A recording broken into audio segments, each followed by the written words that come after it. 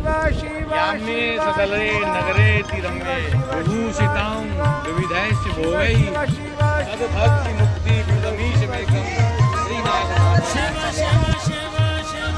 आज श्री नागेश्वर ज्योतिर्लिंग गुजरात में श्री नागनाथ प्रभु का दर्शन प्राप्त हुआ और अत्यंत रमणीय स्थान है। शिव जी की और माँ पार्वती की नाग और नागिन के रूप में यहाँ पूजा होती है, तो अत्यंत दुर्लभ दर्शन और आनंद की प्राप्ति हुई।